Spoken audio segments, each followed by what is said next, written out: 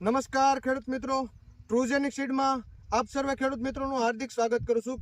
તો ખેડૂત મિત્રો, આજની તારીખ છે 18/9/2025ના રોજ આપણે જસદણ તાલુકાના ડોડિયાળા ગામે આવેલા છે।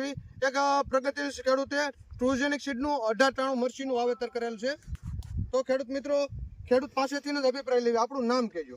વિમલભાઈ માયાણી, ગામ કહેજો। ગામ ડોડિયાળા, તાલુકો જસદણ, જિલ્લો રાજકોટ। હવે આ મરચી વાવી એનો અંદાજિત ટાઈમ શું હશે?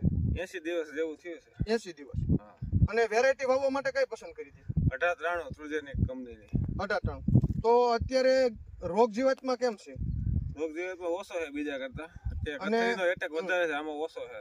ફૂટ કેવી થાય છે? ફૂટ બહુ સારી છે, આ જુઓ તમે।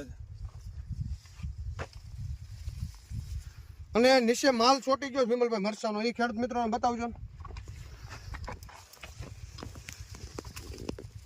અંદાજે કેટલું મરચું છે ભાઈ? અંદાજે એક છોડમાં 50 મરચું હોય છે, 40 થી 50। હજી ઝીણું ઝીણું ચાલુ છે, જો ફૂલે ચાલુ છે।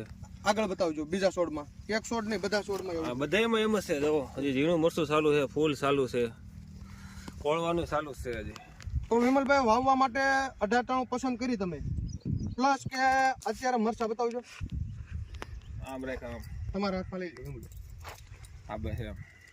સાઈઝ કેવી છે ભાઈ? સાઈઝ બહુ મોટી સાઈઝ છે મરચાની, બીજી વેરાયટી કરતા સારી? બીજી વેરાયટી કરતા સારી મોટી છે। તો માર્કેટ ભાવ આનો સારો આવે?